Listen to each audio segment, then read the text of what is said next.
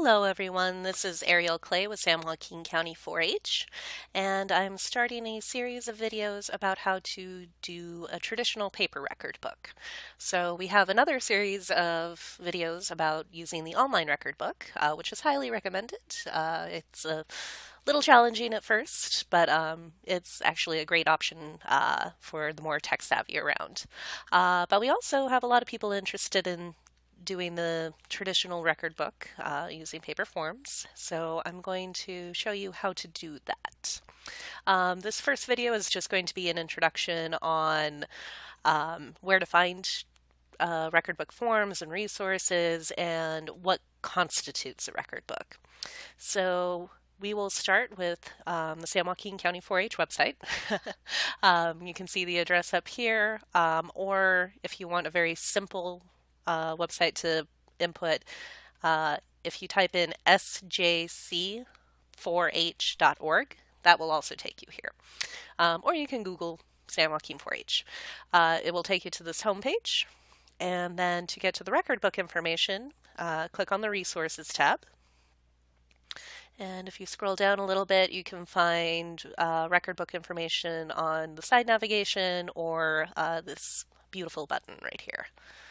So that takes us to our page with our general information. So it basically explains why we include a record book in our program, that we have two record keeping options, the online record book or the traditional paper forms. And then we have record book competitions. Clubs can offer them. That's optional. It's up to your club. We have a county competition every year. The books are generally due mid-July. And then the state competition is open to anybody who is 14 or older. So you can contact the county office if you are interested and want more information about what a record book competition is. Or you can just kind of check out some of these evaluation forms, see what we're looking for.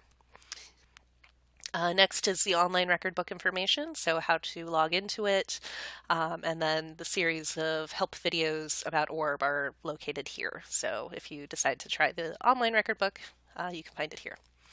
And then we get to our paper record books. So technically a 4-H'er only needs to turn in a single annual project report form every year to get credit for their 4-H year. Basically, the form proves, okay, I completed one project in 4-H, I was active during the year. And then you get your year stripe and recognition pin. So you really only have to do one of these every year if you absolutely hate record keeping. However, we really do encourage everybody to do a full record book for just their own practice and knowledge, and you can refer back to it years later and really see how you've grown, what you've learned, what you did throughout your time. So a full record book a full record book contains a cover page, a table of contents, the personal development record, which is basically a summary of everything that you've done in 4-H. Then a short essay, basically your 4-H story. So it's a chance for you to write about what you did this year, what you learned, what you liked, how you grew, what challenges you ran into. So it can be whatever you want. You're just telling your story of your 4-H year. Then we have the annual project report forms. So you would fill out one of these for every project that you participate in. So if you're in sheep, photography, and robotics, you would fill out 3 different annual project report forms. Then we have our collection of work, which is kind of like a scrapbook section. You can have newspaper articles, pictures, certificates that you've won throughout the year. You can include a lot of things in your collection of work, though there are some guidelines on how to format it and page limits. Then once you become an intermediate or a senior member, intermediate members are ages 11 to 13, and senior members are ages 14 and up. You have the option of doing leadership development reports. So if you do a major leadership role sometime during the year, so a club officer role, being a junior camp counselor, being a teen project leader, all of those kind of roles you would document using a leadership development report. And then for senior members only, so members who are 14 or older, you would create a 4-H resume. So we want to give you a chance to practice making a resume, which is a hugely important life skill. And it's basically a regular type of resume. It would just focus in on your 4-H activities, though you can go into other experience that you have at school or other extracurricular activities a bit as well. So if there's a hyperlink, that's obviously to a PDF of that form. And we also have this link right here, which takes you to all of the forms. So if you click on it, it'll give you a Word file.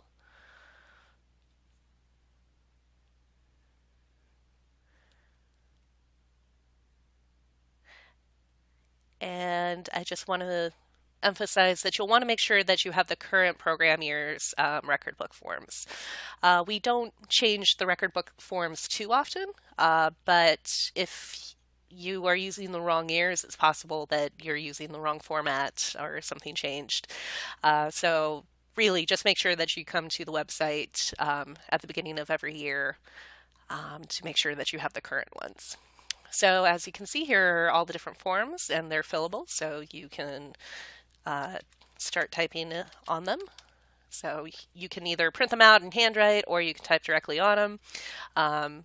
We have the personal development report, which is that summary of everything that you have done in 4-H during that year. I will have a separate video all about that.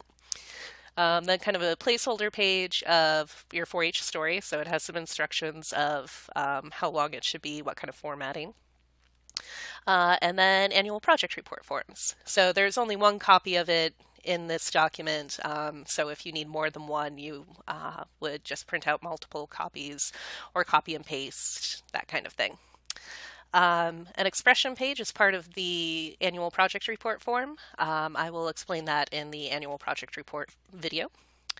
Then another placeholder page for your collection of work, that kind of scrapbook page. And then the leadership development report. So here it reminds you that it only needs to be completed by intermediate and senior members. And also, if for some reason you didn't do any major leadership activities, like you were not a county ambassador, you weren't a club officer, you weren't a camp counselor, you didn't do any of these roles for whatever reason. Maybe you were really active in another youth program, so you didn't have time to take on a full leadership role. That is totally fine. In that case, you just would not complete a leadership development report at all. So just remember that the LDR is just for intermediate and senior members if they have done these kind of roles. So you can see it's pretty comprehensive. And then we have a template of what we're kind of looking for with the 4-H resume. Once again, just for members who are 14 or older. So it gives you some ideas of what you should be including. And really, we encourage you to do a little bit of research, look around for templates online, find something that you really like in terms of how it's organized and the look and feel of it. But it should highlight your leadership skills, citizenship, certificates and honors that you've gotten, kind of what your personal development statement is. So who is it that you want to be, and how will 4-H help you do that? Okay, so that is those forms that you download. I don't need to save that. And then if you ever have any questions about how to do any of these or what the purpose of any of these forms are, you can come look at these videos, of course, or I recommend printing off the 4-H record book manual. And once again, we update it every year just to make sure that it is consistent. And you can see it has sections on everything. So each section of the record book, how to submit it to the state competition, formatting instructions overall. So this is really helpful. I highly recommend having a copy of this handy. We also offer the record book Adult Partners Guide.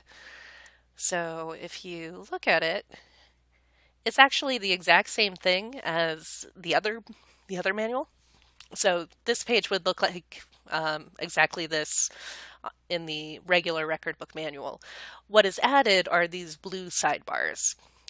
So often we have parents or project leaders or other 4-H volunteers ask us why is the record book done this way, or why is this particular rule in place regarding record books.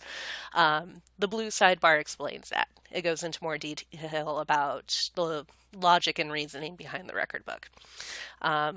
So we know that most of the members don't really care about this. They just want the instructions on how to do it. They're just looking for information.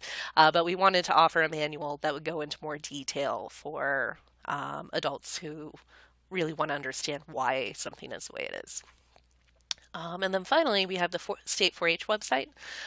Sometimes they have some additional information, or maybe you just like the way it's laid out better. So you are always welcome to go to the State 4-H website. And then finally, we have some sample record books. So these were winners in 2014.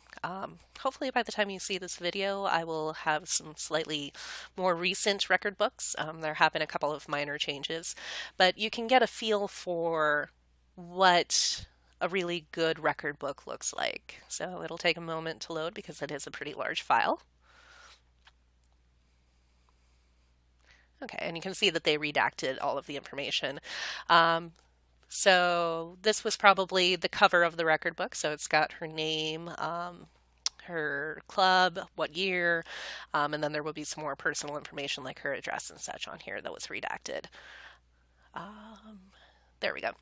So that was her title page. And then you can see she has quite a lot in her record book. This was a very active member, it looks like. So this is her table of contents, walking you through everything.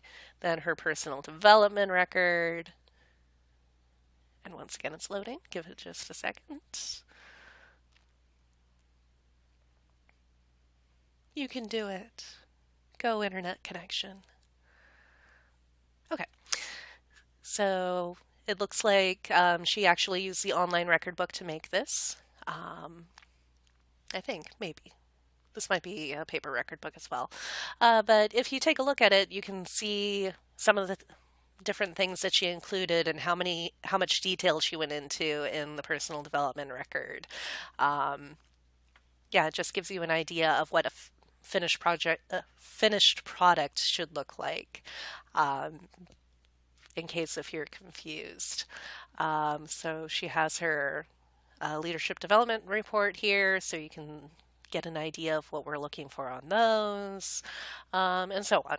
So I encourage you to just glance over a few of these if you're confused about what the final product should look like. So as I said, you really only have to do one of these annual project reports every year. And it's just one page front and back, very simple. But we do encourage you to do the full book. Because as you can see from the example ones, you end up with a really impressive final product that really highlights what you've been doing that year. And speaking from experience as a 4-H alumni, these record books are really helpful when you start applying to college or applying for scholarships, or maybe you want to go into the workforce straight out of high school. All of those future decisions, oftentimes you need to write an essay or really sell yourself in an interview of what skills you have and why you are a good match for that college or that job or whatever. And looking over your past record books really helps with that. You can identify how you've grown in leadership, how you've given back to the community through community service projects. You can remember what skills you've been learning in different projects. So really, we really recommend doing a record book. It's just so valuable in so many ways. So this is just the introduction to give you an idea of the overall record book program. I will be back with another video explaining the personal development record next, which is kind of the biggest chunk and is often kind of the most confusing for people. But I will make it simple. I will walk you through it all. So I hope to see you in that next video. Bye bye for now.